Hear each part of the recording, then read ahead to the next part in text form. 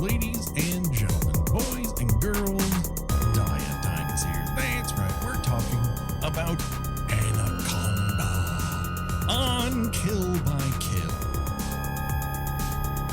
Greetings and salutations, Internet troll pal Patrick Kenneth, coming to you once again from the mysterious Amazon.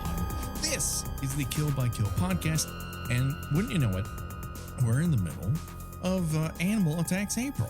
And that means we're talking about animal attacks movies all month long in the hopes that a nubile documentarian's unlikely end is just the beginning of the jokes that we can make at their expense. And as always, there's only one person I trust that if I am going up a chimney, she will make sure to light a fire hose on fire somehow. The one, the only Gina Radcliffe. How are you doing today, Gina? I'm good. I think I would come up with at least as something as dumb as the people in this movie to come up with to escape from peril. It's nice that it's kind of a two-hander in terms of them rescuing themselves.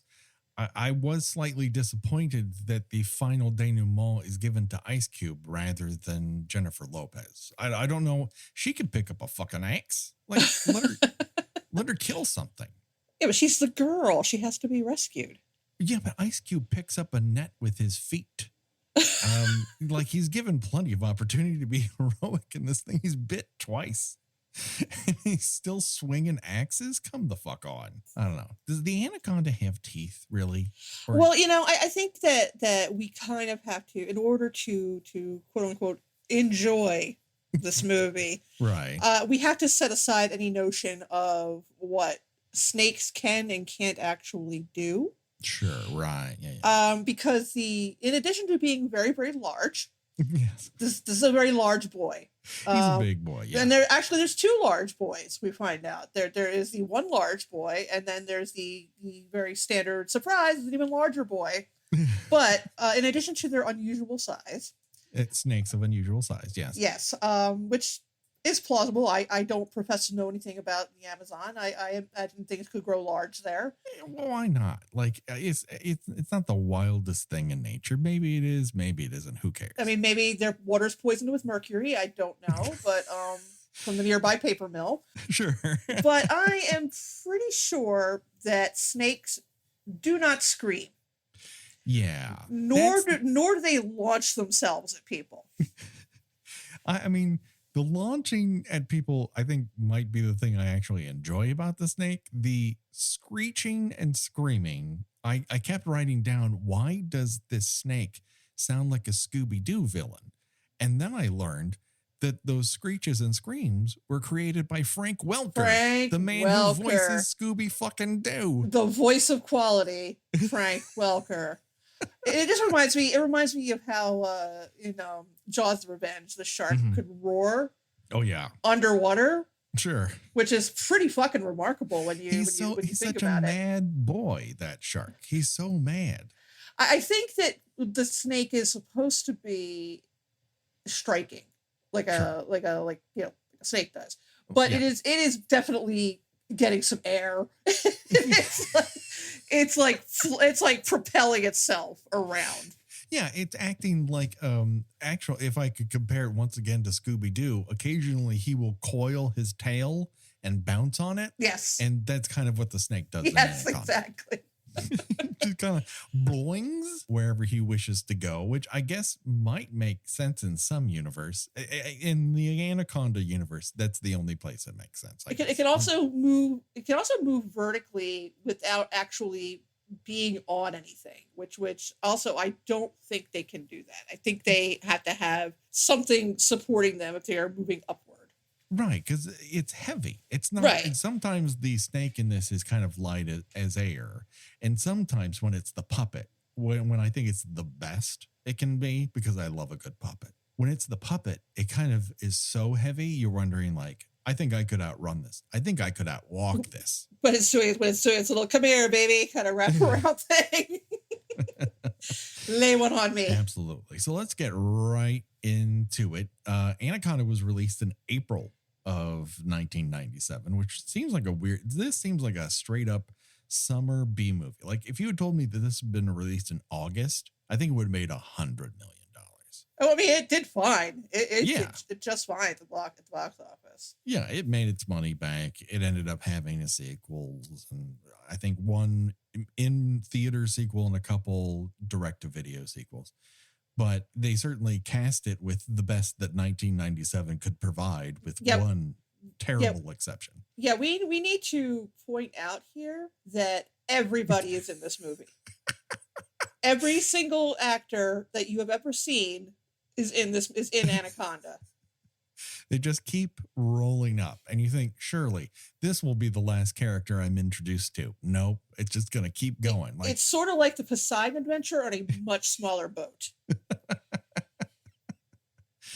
With fewer tearaway dresses and less bras. This is one of those underwearless movies. It's not as underwearless as Josie and the Pussycats, but not every movie can be perfect. But it's decidedly anti-underwear. Oh yeah, and they're going down the Amazon, which I understand probably is pretty heavy with mosquitoes, and everybody just walked around these little crop tops and booty shorts. And just, t-shirts with nothing covering their arms. And it's just like, my God, people, you should be covered in welts. I was itching just watching. Oh, yeah. I mean, we'll get to it. Okay. So let's start at the very beginning. And that is with 2 paragraphs that you have to read before the credits even roll. Like, you're in good hands when there's a reading assignment before the movie begins. And it has nothing to do with like a prophecy or anything like that. No, just informing you that in the Amazon, there are monstrous fucking snakes. And also they will eat you and then regurgitate you. That's important. Important. Because it relates to the only scene from this movie that anybody remembers. Right. Because it's fucking awesome. It's when the movie finally becomes really, really good. And you kind of wish it was more that than what it actually is. I mean, it's fine. It's a B movie. That's all it's trying to be. It's just like be a movie in theaters you could see and eat popcorn. Yeah, I mean, there was definitely a rash of late 90s sort of disaster adventure movies, and none of them were very good. I mean, this is definitely trying to kind of coast on that Jurassic Park thing a little bit. It's trying to be a bit of a throwback. It's also kind of a slasher. A little bit, yeah. A little bit. There's too many fucking characters in the movie. Like Jason X is kind of like, oh, they're hot on our tail. We better hire 15 more people to outpace Anaconda. We also are introduced to the score of Randy Edelman. Now, normally I tend not to talk about scores, but this is particularly egregious. Not only is there an overabundance of pan flute, I mean, well, they're the land of mystical brown people, and it's communicating it. But the vast majority of the time, it sounds like Randy has just rolled a can of soup over a Casio constantly. It's not so much movie as it is constant weird tones. And we sort of come face to face with the first hurdle that Anaconda can't quite clear. And that is it decides to dub Danny Trejo. Yeah, a mustacheless Danny Trejo, which I did not like. I found that very unsettling. To see his upper lip felt like you were seeing maybe something forbidden. Yes, exactly. I don't know why they feel the need for Danny to be portraying a Portuguese poacher. Like, couldn't he? I would just rather hear Danny Trejo. You're asking that, and when we also have John Voight as a Paraguayan poacher. God. I mean, there are so many dick fingers around Paraguayan with that. We will get to it, because if we start jumping characters, we'll never fucking get anywhere. Well, yeah, because there's like 37 characters in this. But Danny Trejo, he hears something in the water and he doesn't like it. He's surrounded by a bunch of animals in cages. We get a very clear close-up of a newspaper that has been cut, a newspaper article that's been cut out that reads, "A procura de anacondas." And I don't know why anacondas are capitalized, but procura is not. That might be a Portuguese thing for all I know. I don't know how Portuguese newspapers work, but that just was weird to me. But it really does take some balls to start your movie where Jaws ends. Right, Just right. crawling up the highest mast of a ship, and then like, well, I could get eaten or I could shoot myself, and that's what he does. Yeah, I don't know. Okay, again, I've never been to the Amazon. I know that they have, and another one of these 37 characters mentions later that they have these little fishies in the water that will sew up your urethra. Right. I think that I would take a chance at swimming away. I don't. I mean, it's a river, so eventually you're probably going to hit a shoreline fairly quickly. Sure. Yeah. Yes. Absolutely. No, 100%. You're much more likely to come out of the water, riddled with leeches, but you can deal with that. But Danny's like, no, I'm not going out like that. I'm not going to be swallowed by an anaconda. So he shoots himself. And so we cut to the Arraiu Jungle Hotel in Brazil. And underneath that, it says, deep in the Amazon. Which, thank you. I mean, I get it. This entire thing is about the Amazon. I'm pretty sure I could have picked that one up with context clues. This movie just doesn't know what to capitalize. And then J-Lo hears a noise. J-Lo is playing a character by the name of Terry.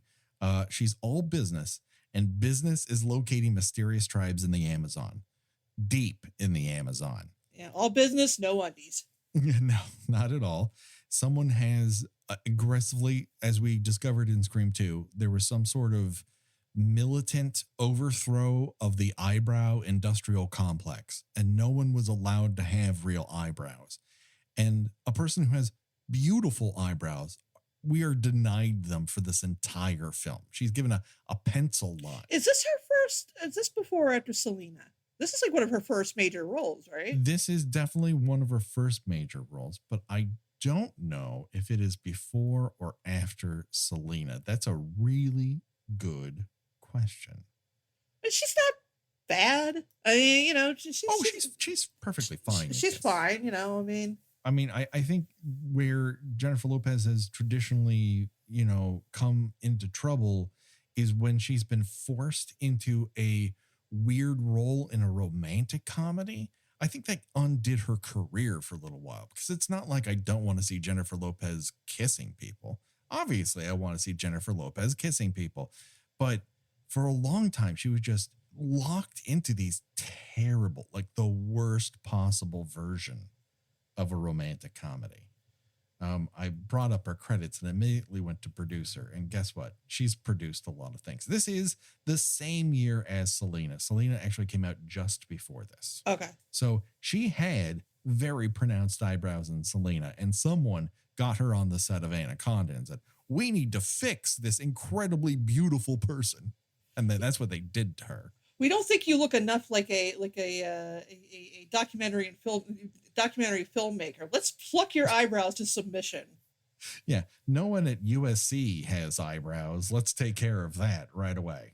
And so at the door, we learn is Dr. Stephen Cale, and he's been talking to guides like a doctor.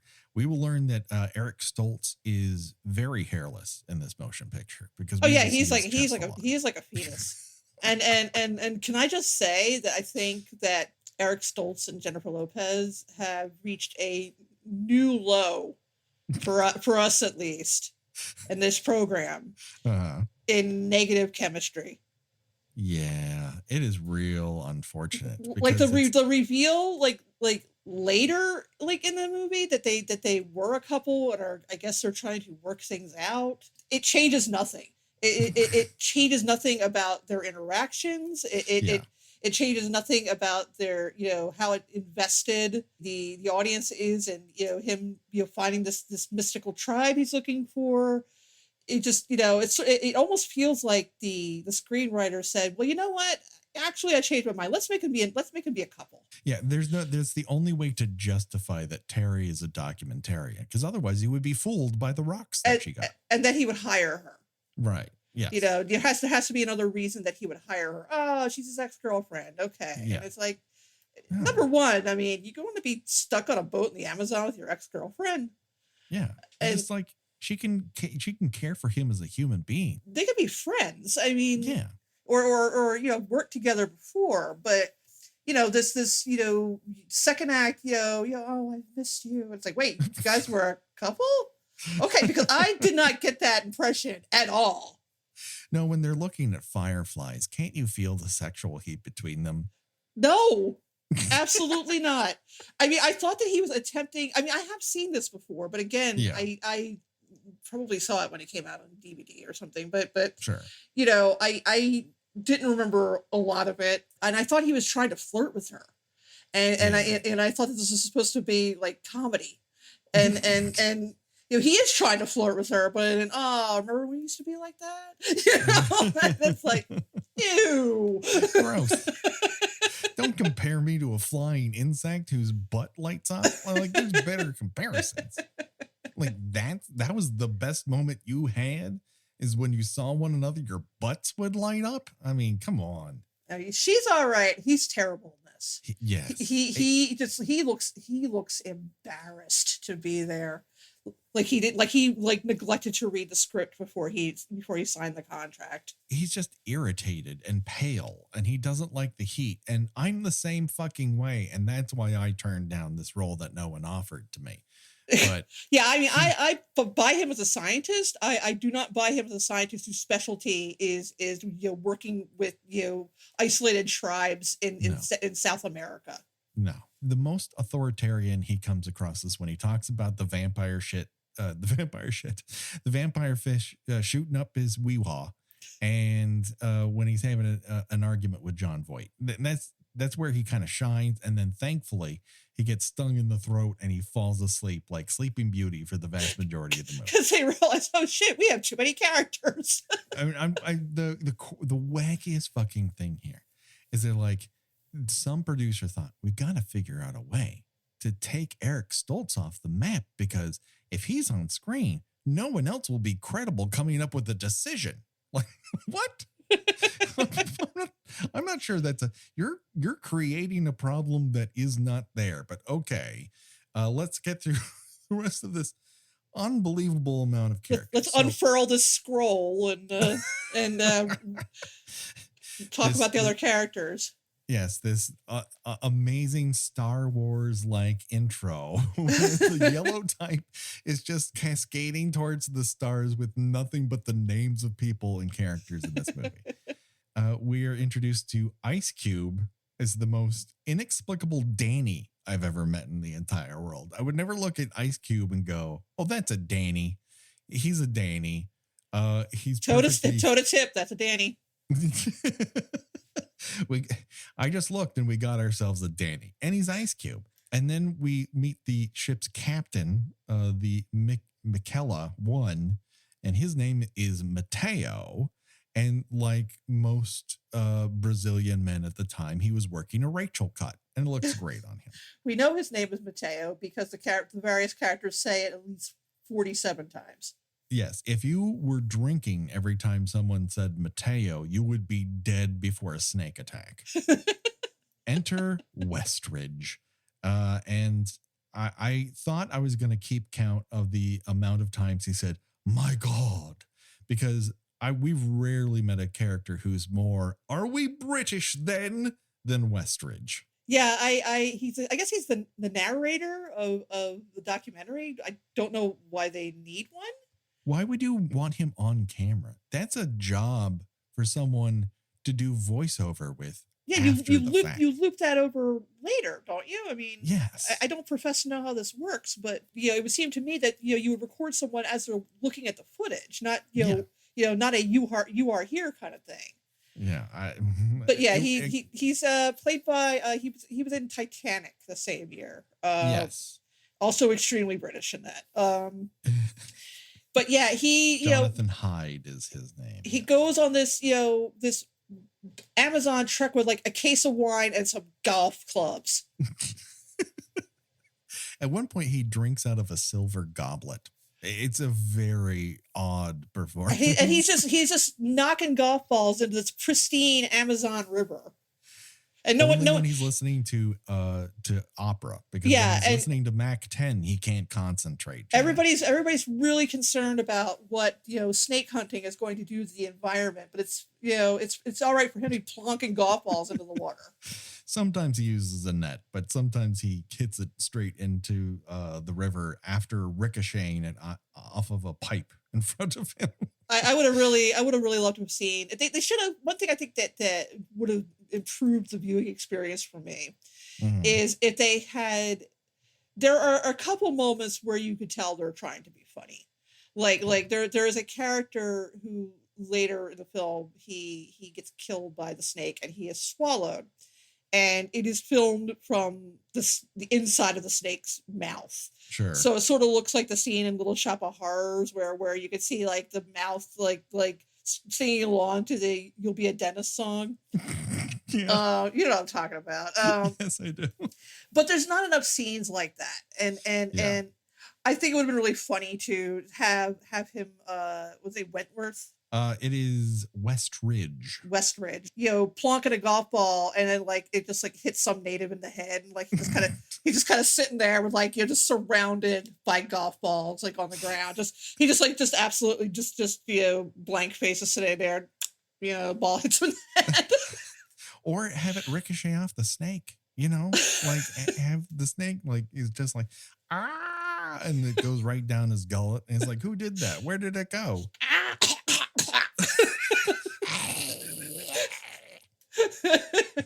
And that's why you hire Frank Welker and not me. He's the master of sound. I sound like a dipshit next to Frank Welker. But wait, we're not done yet. MTV's Kari Wurr makes an appearance for some reason.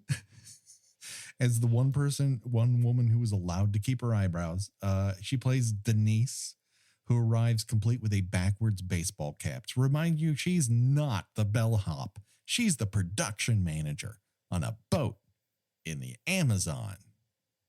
That's where you need one. Sure. Okay. And she is there to fuck her boyfriend. I don't know if they're boyfriend, girlfriend beforehand. I think they love blossoms under the Amazonian sky. Love blossoms under the mosquito tent. Sure, absolutely. Kari Wurr is just one of those performers whom when something is said about her in another movie, and anytime she appears, I think about it, and it's not good, but I just have to say it so that it's not in my head. It's from the movie The Adventures of Ford Fairlane. Good Lord. Everyone's favorite movie, The Adventures of Ford Fairlane. In it, Morris Day owns this rock club, and Kari Wurr is a waitress in it. And she delivers drinks to the table, and Morris Day turns to Andrew Dice Clay and says, as she's walking away, says, "With a dress like that, you have to get 2 haircuts." And I was confounded by this fucking sentence. I just could not figure out what the fuck they were talking about. And I was old enough to know better, but I could not grok how this complex Morris Day jab worked. And when I did, I have eternally felt embarrassment and shame. And so what is a podcast if not to share that shame with everyone else? Now you know it. I mean, it took me a minute to get it. And you didn't even see the dress she was wearing. And now I'm sorry. We will not be covering The Adventures of Ford Fairlane on this podcast, just so everyone knows. Well, unless someone, on the $10 level asks us to, and then I guess. I guess. But we're not going to put that idea in your head. There's a lot of nonsense in that movie that I don't want to talk about. But yeah, we'd really have to go deep on the, our childhoods were bad, the things we watched were bad. And then, wow, it's a very young and shaggy Owen Wilson. Oh, and he's bad. He's really bad in this. He's fucking terrible in this. Like, he's not really convincing as a carbon-based human being in this film. He's ostensibly the sound guy. But he doesn't seem like a sound guy because he's not smoking and complaining about the union. which is every sound guy I've had experience with. Maybe that's just me. He's only seen being a sound guy once, and he gets distracted by wanting to have sex with Carrie Roar. Well, who amongst us wouldn't be distracted by that? And so now that all of these characters have assembled on one boat, don't worry, folks, we're not done yet. They just sail off. There's so much fucking ADR. Like, no one could catch, for a movie with a sound guy in it, no one could catch natural sound. But we get a real jaunty sailing theme. And the question, of course, is, at this point in the motion picture, does the jungle really make you horny? Well, does it, baby? Yeah. I can't even imagine how it could.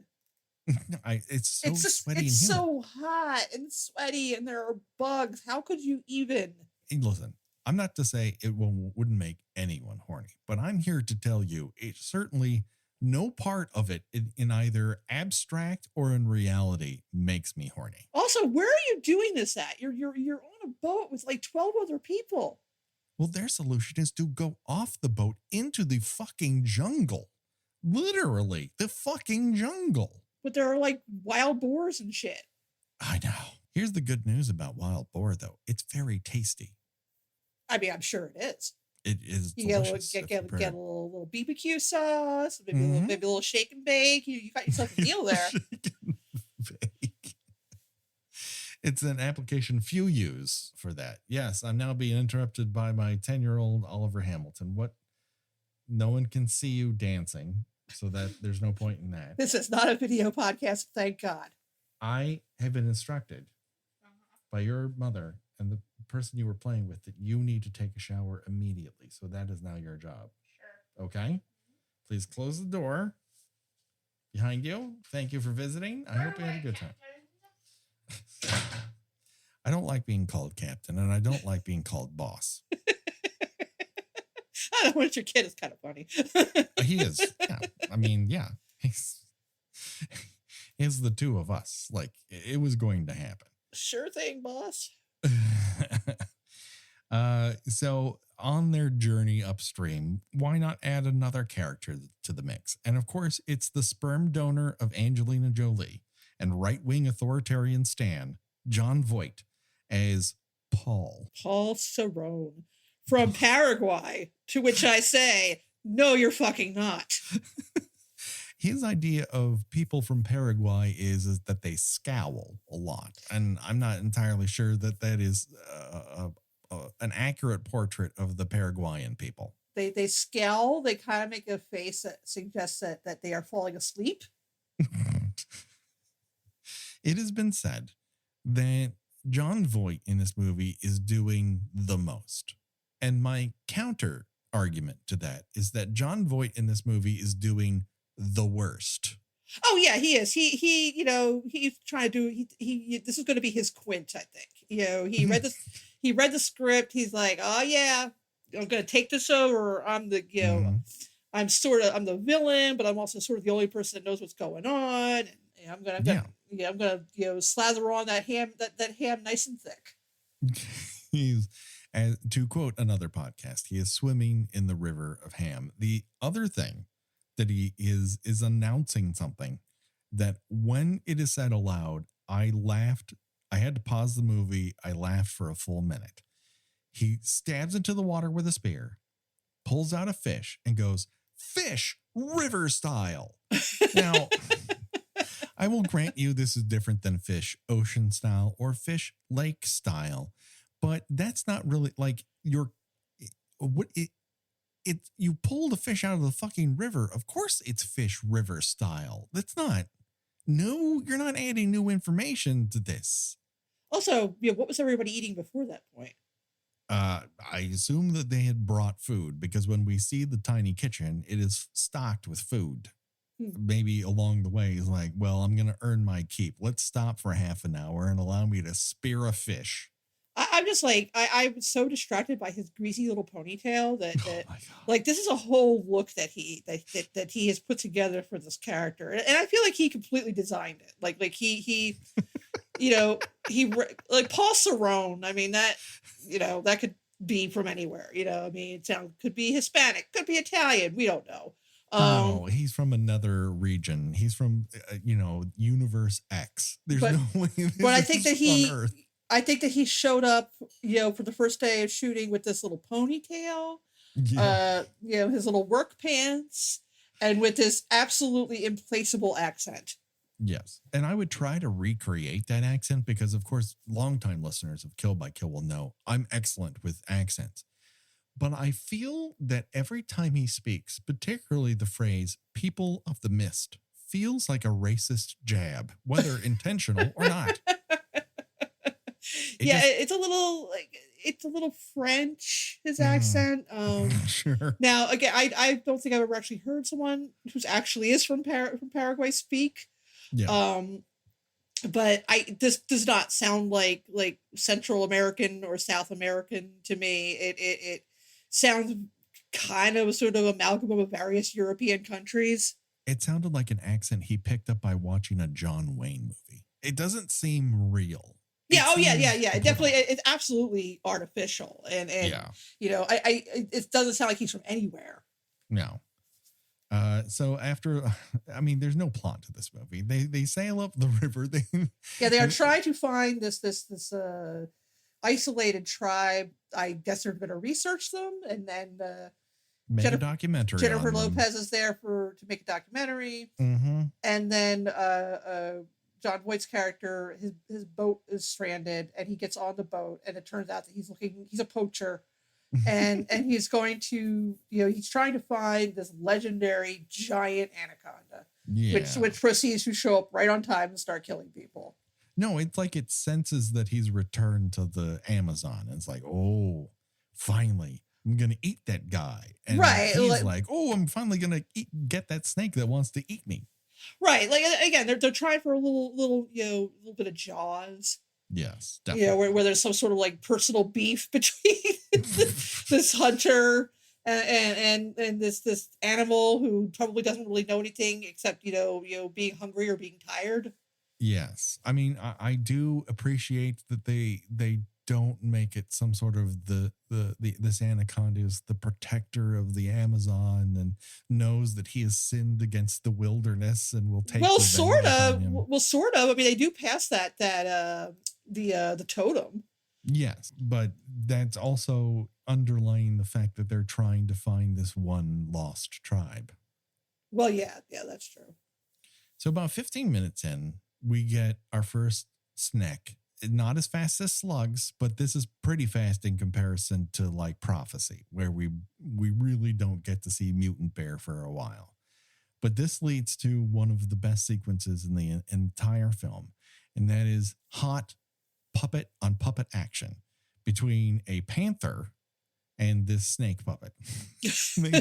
they struggle in the darkness, and then the cat puppet is squeezed so hard there's a look of surprise, like someone just yelled happy birthday and threw streamers up in the air, and then his eye pops out, and bye-bye panther. Yeah, that's the most tragic death in the whole movie. That panther, all that panther was doing was trying to live its life. I like that panther. No, it was great. It's a great panther. It's a great panther puppet. It unfortunately, it's not playing the John Voight role. If that panther puppet was playing the John Voight role, I think this would be an A++. Complete with the little ponytail. So yeah, we get to see this snack totem as they pass it, and then it's briefly introduced that perhaps Paul does not have the best of intentions concerning this cruise when he tries to divert them into this one river that he says, this is where the tribe would have gone because the river has risen. And then he's quickly rebuffed by Dr. Eric Stoltz. He says, I think you're talking out of your ass. And then we see instantly, Paul must do away with him. And luckily, he just happens to be a conveniently placed wasp. When really, yes. What happens? It sounds like in between shooting, Eric Stoltz stuck off set, called his agent, like, "You get me the fuck out of here." Please, I'll swallow a wasp, whatever it takes. Just get me off of this movie. It's like, yeah, listen, Eric's not too happy. Can you maybe just write his character out of the script? Just have him go sleepy time night. Yeah, just have his character just disappear for about 2/3 of the movie. So like Paul gets all pissed off, and they're like trying to film the snake totem, and he jumps into footage like, I'm right, I'm not wrong. He's like a reply guy culture, like on two legs. He's just fucking scowling constantly, and you kind of have to wonder, is he scowling because it's a character choice, or because he's been placed within 50 yards of a minority? That's a good question. Because he's definitely not number one on this call sheet. So he's feeling the sting to a certain degree. No, I do. I'm going to give him the benefit of the doubt and say that this was a character choice. It was a terrible fucking character choice for a terrible fucking character. But every single choice he made for this character is just awful and wrong. So this is the moment, we've come to the moment when finally Denise and Gary, played by Owen Wilson, decide we've had enough of this humidity and sweating and bugs. Let's get naked in the middle of the jungle. Now, Kari Wurr is barely wearing anything, whereas Owen Wilson appears to be wearing several people's worth of clothes. But he's the only one that's dressed in a way that makes sense. Yes, he's actually kind of covering up, but he also looks like a couple of kids in an overcoat trying to pretend to be an adult. Well, wasn't he kind of at that point? Yeah, you're not wrong. And they're surprised in the middle of their potential lovemaking by Paul with a gun, who shoots just past their heads and lays out a boar. And so, yeah. That's how they end up having boar. It's what's for dinner, at least tomorrow night. Boar, river style. This is when we hear about the kanduru, and that's a vampire fish more commonly. I did some research, and while this did happen once, that this fish did swim up someone's penis and just like weld itself there, it's not nearly as common as you might think. And I think it's really being done as a distraction for him putting a wasp inside of an air tube. But doesn't that wasp look too fucking big for that air tube? Oh, this wasp is enormous. It looks like what they took out of the girl's mouth in Sounds of the Lambs. It is gigantic.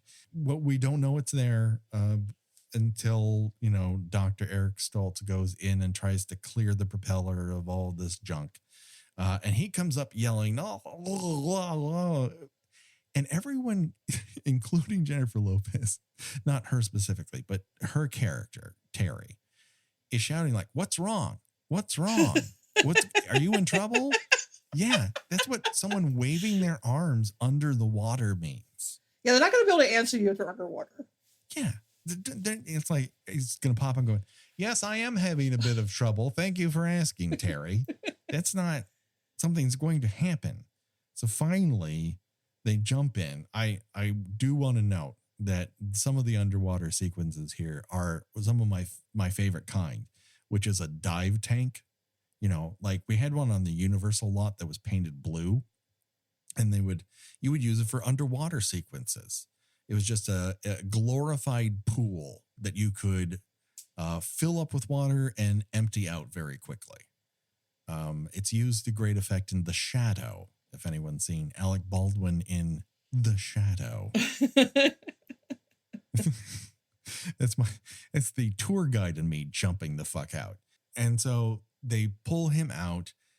John Voight performs a tracheotomy. Now, this is the second on-screen tracheotomy that we've experienced, and the first successful one. So, as opposed to the Legacy.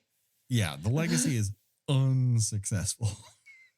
Well, the Legacy, it's like they like popped into like a balloon filled with fake blood. It's just spraying everywhere. Like here, just got a little bit of trickle coming out. She also literally starts beneath his chin and works his way down to his collarbone.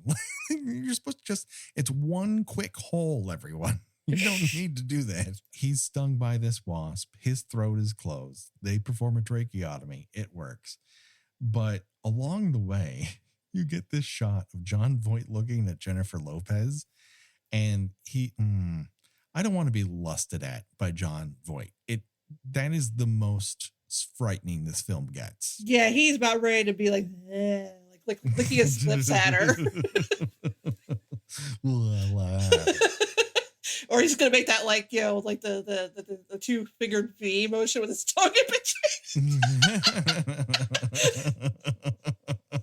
Oh God! Now I'm seeing it in my head, Dina. You just put that in your pocket and take it with you. No, I don't. My gift to you. I need a Brillo pad or something and a stick so I can put it in between my ears and just kind of wiggle it around and hope that it comes out. A sign of how much I treasure our friendship. Like you don't like me at all. Well, I mean, I put the image in my head too, so technically. It's true. And so once this happens, they determine we can't continue on. We're going to have to turn back because Dr. Eric Stoltz needs medical help. So they head back, and immediately John Voight's like, well, we can double back, or we could head through this particular river, which I suggested earlier, and everyone's called my bullshit. And that will save us 50 kilometers and we'll get there faster. And everyone's like, oh, this sounds like a bad idea. And Terry's like, we gotta do it. It's our only choice. Oh boy. Yeah, everybody kind of like cedes control to John Voight's character very quickly.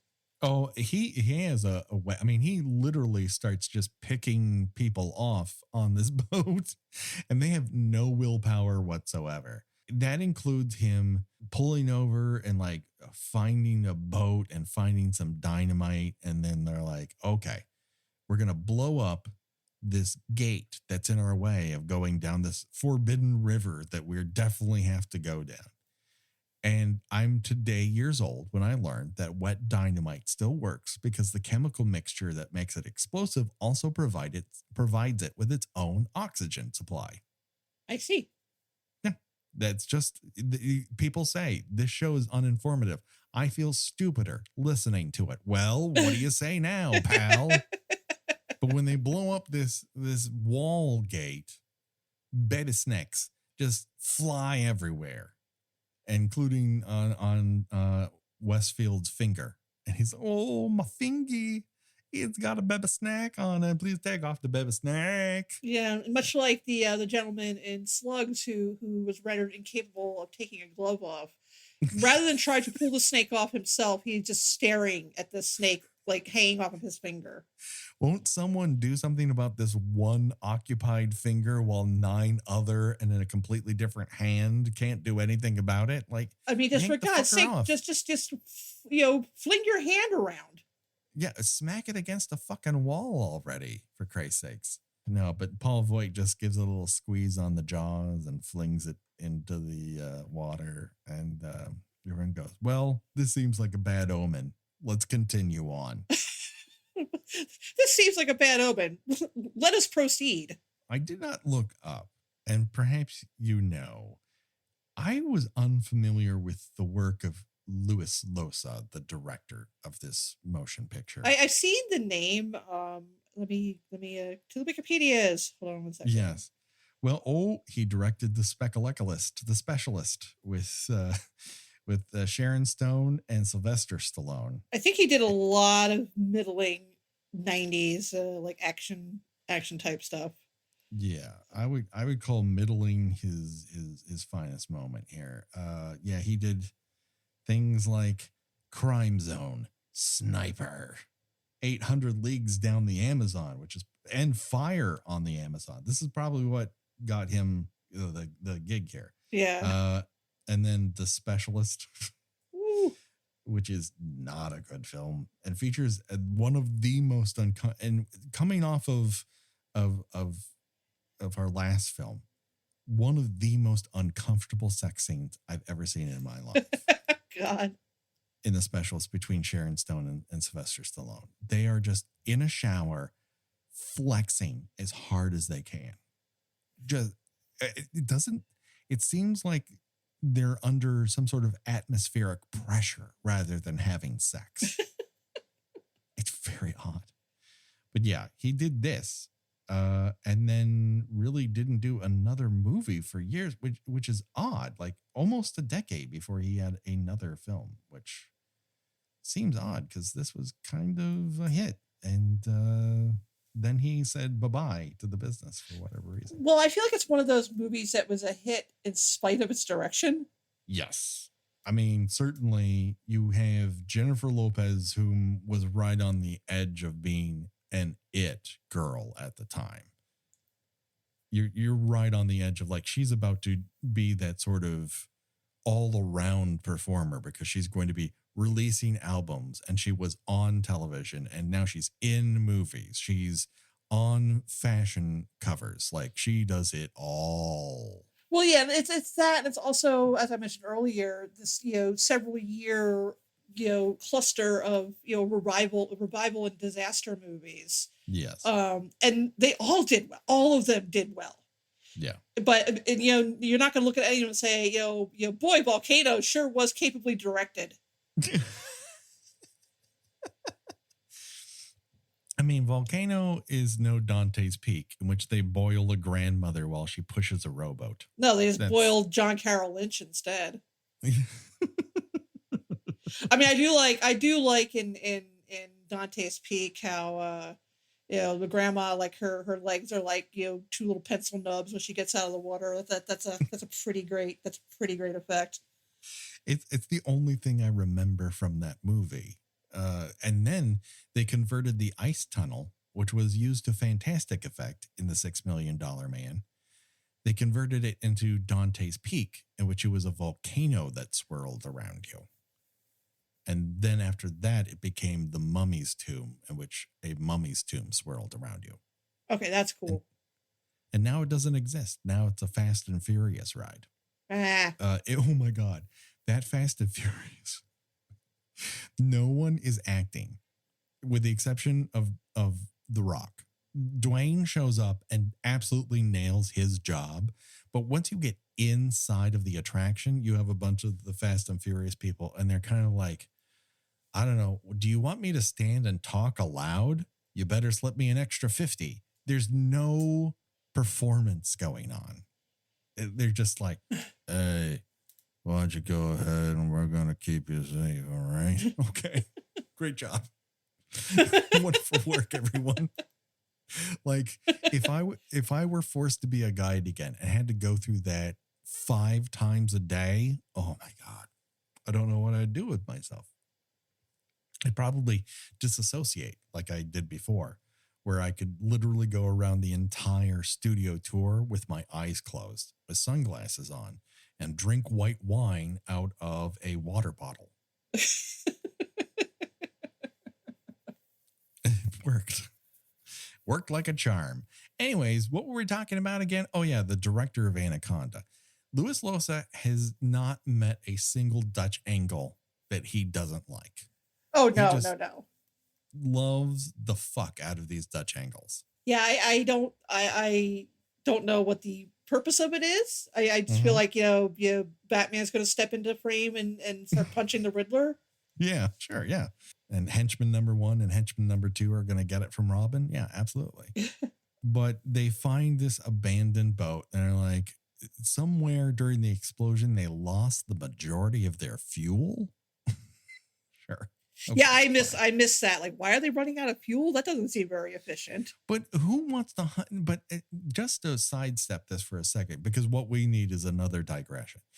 If you are down to one thing of fuel and you think I can barely make it to this one port where the hospital is, why does Paul think I have more than enough fuel to hunt this snake? I don't know. That's a good question.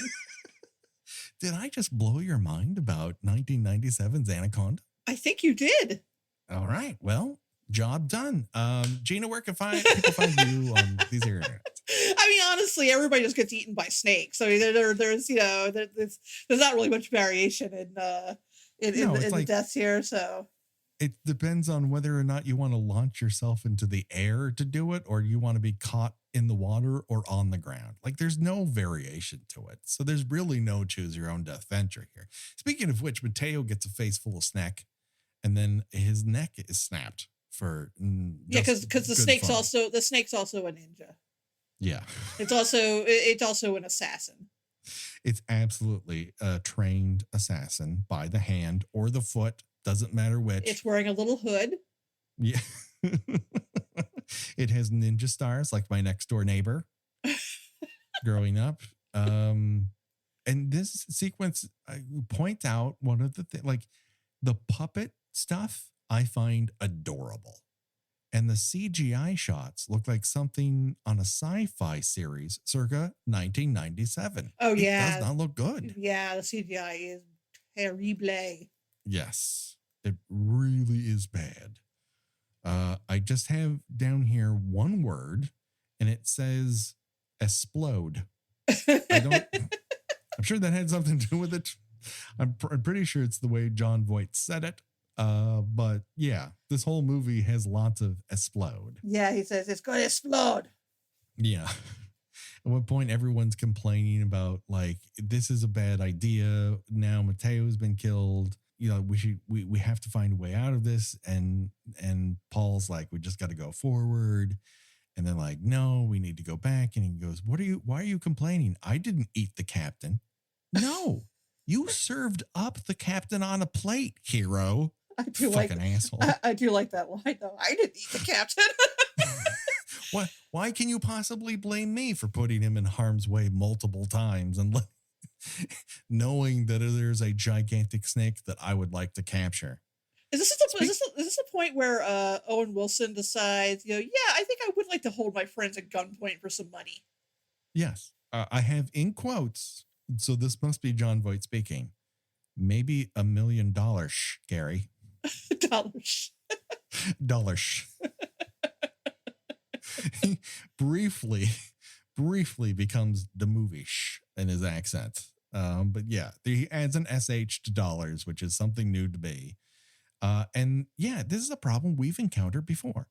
But what is the clearest line between $, and wrangling a documentary film crew to capture a 40-foot snake? Like, he kind of has to kidnap half the crew to do this job that he barely has any fuel to accomplish. Well, luckily, like we said earlier, it is incredibly easy to kidnap these people and make them do your will. Yes. For one, Westbrook, British man, gets smacked in the face twice, and he's like, I'll do, please don't hit me again. I will do anything you ask me to do. It takes him way too long to try to overtake him. Yes. Like, I think Gary is already dead by the time this happens. I think, well, gee, maybe we ought to incapacitate him. Oh, yes. You think so? That might be a good idea. Yeah, that might be super awesome idea. I counted. J-Lo has the gun, and it's taken out of her hands by Jon Voight 4 separate times. She cannot hold on to this gun. He just grabs the barrel, and you would think, like, the third time you would learn how to pull the trigger. But no.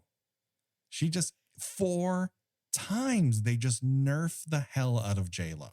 Yeah, it takes hours for them to come up with a plan on how they're going to incapacitate him. And then Patrick, they keep him on the boat. Well, the one time they hit him over the head with golf clubs. Then they tie him to a post. But wait, we're missing Gary getting eaten at some point. Gary.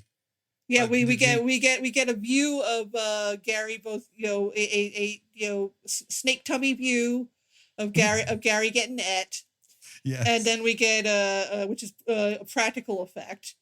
Oh boy. And then we get CGI of the snake from the outside, where you could see the outline of Gary. And it's like, oh my God, come on. No, it's maybe the worst shot in this entire motion picture is the view of Gary from outside the snake as the snake swims. This leads to Denise absolutely losing it. Oh, wait a second.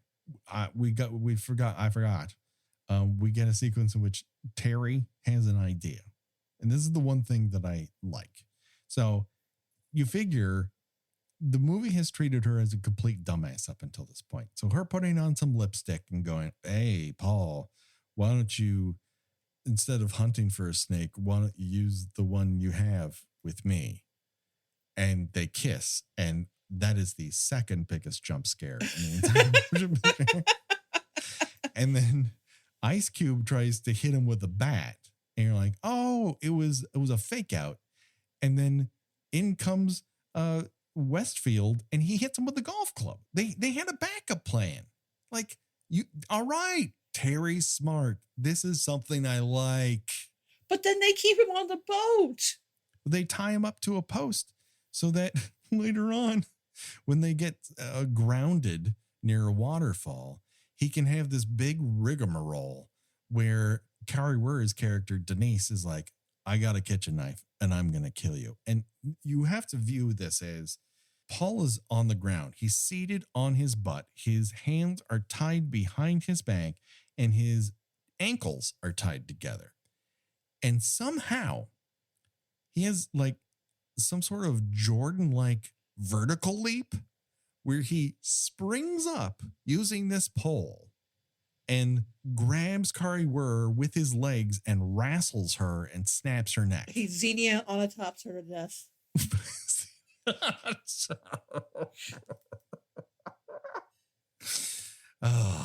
Which is also the only thing I remember about that movie. You're fine. You did well. Yeah, so that is it for Denise. So that's one different death, I guess, is like you could either shoot yourself in the head or you could get Xena on the top of yourself from I mean, you could be crushed. You could be crushed between John Voight's sweaty thighs. I mean, honestly, I think I'm going to place my bets on the snake. You know what? Let's go out on a limb. I'm shooting myself. I'm fucking shooting myself. Spoiler alert for Choose Your Own Death Venture. There's no way I'm getting eaten and regurgitated by a fucking snake or being trapped in John Voight's thighs. That is not happening to me. That is a no way out situation. That is what you are facing at the end of The Mist. Like, nuh-uh. You just got to make a fucking decision. So in the middle of this, like the boat is trapped. So they use these ropes at two different anchor points.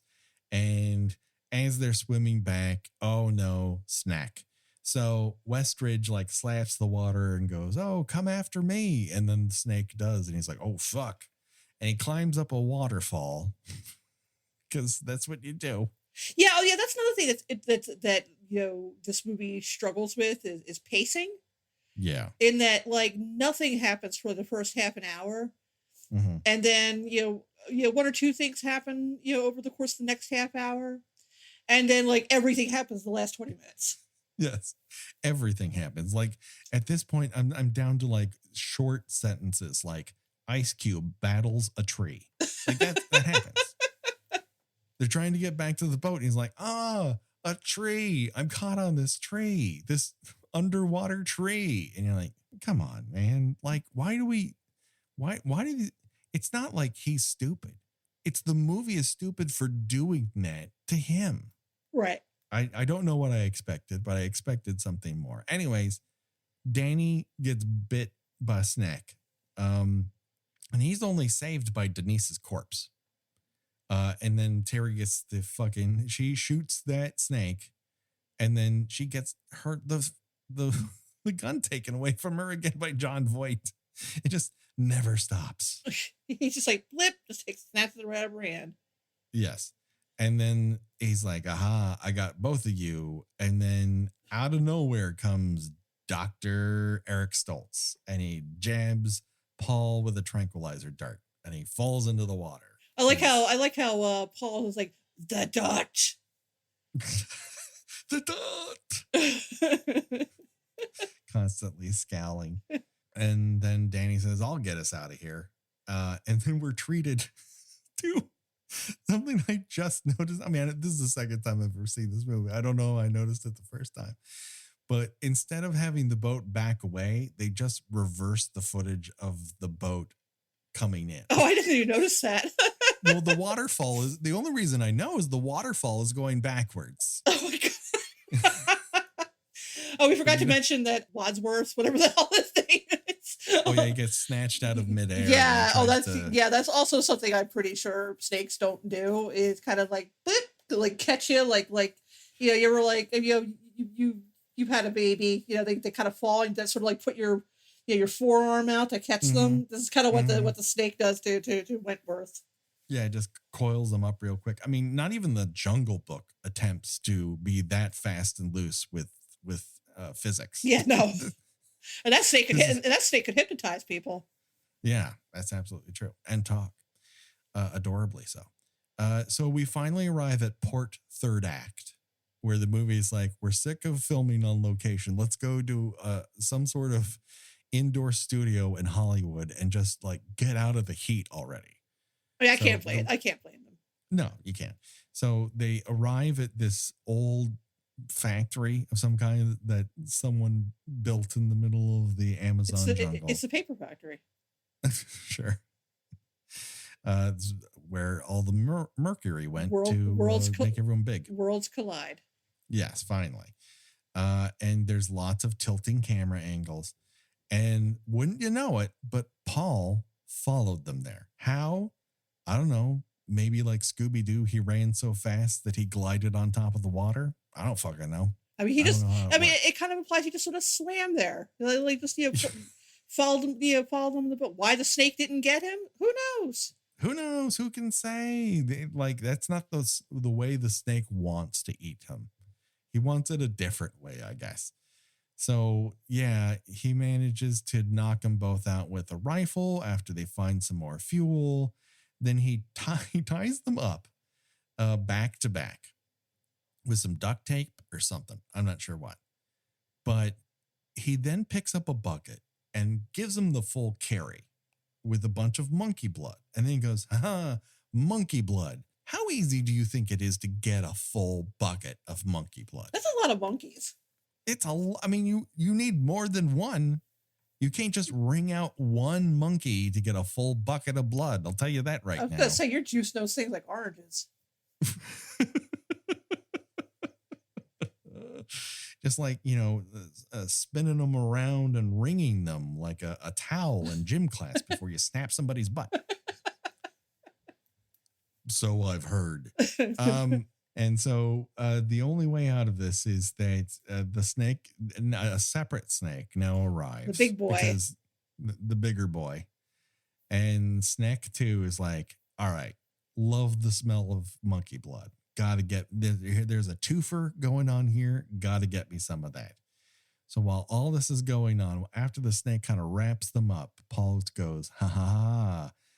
Have you ever seen a little thing called Scooby-Doo? That's right. It's reference number 3 because we get this full-on Scooby-Doo net.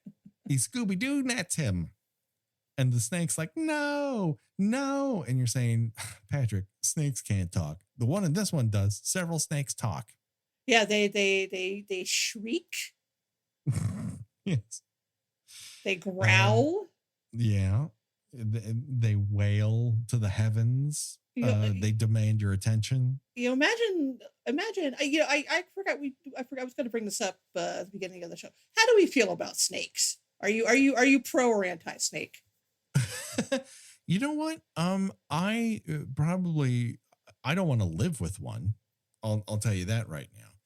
But the kiddo he has held giant snakes. Like he went through a period where he really liked giant snakes. And so for whatever reason, whether we were at a birthday party or the zoo or some sort of animal habitat, people would drape giant snakes on this kid. And he had zero fear of it, just zero fear. Yeah, I've done that. I've done that too. They are incredibly heavy. They're super heavy because they're all fucking muscle is what it comes down to. And they're weirdly dry.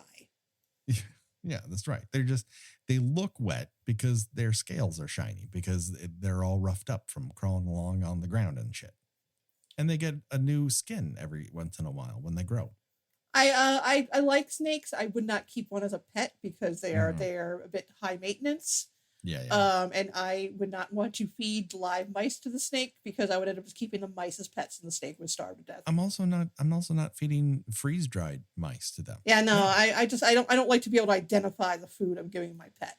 No, my dog gets cubes, cubes of mush. But I'm just thinking like imagine like, if you kept a snake as a pet and it just screamed all night. Just like you're laying in bed, you're about to turn in for the night.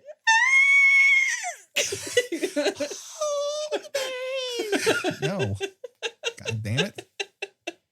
You put that thing outside. Just have to wheel the entire aquarium. Your neighbor's like, Hamilton, I heard that snake screaming again last night. Listen, these are very expensive homes, and I didn't move all the way out here to hear your snake screaming all fucking night. Oh, God. Oh, wow. Yeah. So, Paul's got to tranquilize it. He spends precious seconds just like not shooting the snake. And so the anchor point for that net breaks, and now Snack is loose and just bites the fuck out of Paul on the ground, on a ladder, the whole 9 yards. At one point, he's trying to escape, and Ice Cube stops him by raising the net again with his feet. Yeah, and Paul just looks absolutely confused. Like, what is this? What is it? How do nets work? Wait a second. I mean, it's being held up by one guy's feet, and he's like, maybe I should apply my body weight to this, and then it will just come down, but he doesn't do it. What's this net doing here? Who put this net here? Yes. I mean, and then we come to the point that everyone actually knows from this movie because they've watched it on YouTube. Because we all enjoy watching John Voight bite the dust. And that is, he gets crushed. The bones start to snap. His face blows up. And then we get the best shot in the entire movie. The POV of inside a snake as it starts to swallow him. Oh, right. It was him, not Gary, that got the. Yeah. Okay. Gary we only got the outside snake scene. You don't want to give away the farm. Only one person could be seen from inside the snake getting eaten. But if you're saying, is that the last I'm ever going to see of Paul? The answer is no. He gets barfed up. Yeah. All I could say about the effect in this scene is, do you remember some years ago, pre-Twitter making things viral and stuff like that? There was a thing about this company that sold an entire chicken in a can. I do vaguely remember. And this, it was just covered in some sort of, I mean, it was really, the quote unquote slime was really just like jellied broth that once you heated it up, it would turn into like regular chicken broth. Sure. But when you slid this chicken out of this can with this slime around it, it looked like very Cronenbergian. And it looks like a nightmare a pregnant woman has. Oh my God, Jesus Christ, Gina! I'm being very evocative tonight. I'm sorry. Why are you trying to mind hurt me? I don't know. You're very vividly trying to mind. It's been a very weird week. Yes, and it's not over. No, it's only Wednesday. But yeah, so he comes out, he's covered in like snake glop. Yeah, and he gives her a wink. He winks at her, like, you know what I'm saying? You know what? I saw the inside of that snake, but now I'm out, baby. Now I'm a bunch of crushed, goopy bones. And so they go through this whole rigmarole of like, we're going to lead the snake into a chimney and use the fuel that we have to blow it up. And they do that. Yeah, there's not much more to say after seeing John Voight be regurgitated. Yeah, and we talked about the axe at the end. Like, the only other thing is that the snake is then on fire and gets into the river and decides not to put itself out. So we got another fucking original Freddy Krueger here. Yeah, He's like, he just gives, I'm on fire and I don't care. it just gives himself its own Viking funeral. Like, listen, I may be on fire, but it's not going to stop me from atting you. I got to eat you. And so we get the full Carrie thing where it pops up through a pier of some kind, and J-Lo's like, I can't do anything, and my girl. Oh no. And it's kind of like, why? Like, give her the final thing. It's just dumb. Like, I'm fine with Ice Cube and her living, but she should have an active component in the snake dying. Like, the main heroic thing Ice Cube does is blow it up. You either have to choose one. You can't give him both. Right, exactly. And then Dr. Eric Stoltz wakes up. Why? Why is he still alive? His character is so pointless. But he has to see the tribe of the mist, and they have to be exploited. So and Paul was up. right, which is like, no, Paul was not right. No, they heard the snake explosion, and they're like, "What the fuck is going on over there?" Perhaps we should row our boats out to see what's going on. Yeah, otherwise they would have said, "Missed you." Like, we don't want to be found, assholes. And that's the end. Do you want to choose your own death venture? Oh gosh. Yeah, none of them are really great. No. I usually try not to. Sometimes we end up picking the same one. Yeah, I'll probably end up just. I mean, really, I would just try to swim to the shore, but Right. since we can't, do something that's not actually portrayed in the movie. Them's the rules. Yeah. All right. Fine. I'm going to shoot myself too. It's the only option, Gina. Yeah. Like, no one blames you. It's the only option. Where can people find you on these here internets? I am a writer at thespool.net. I cover movies and TV shows, and I am on Twitter under Porcelain72. Do it today. People, check it out. We, of course, are on your Twitter, on your Facebook, on your Instagram. We're all sorts of places. Rate and review us on iTunes. Tell us what your favorite Animal Attacks movie is, and we'll talk about it here on the show. That's our solemn promise to you, the Kill by Kill listener. Don't worry, folks. The body count will continue. We got more for you next week. We're going to keep it wet. We're going to talk about Shark Night, a movie that was released in 3D with an end song that's a rap sum up of the movie.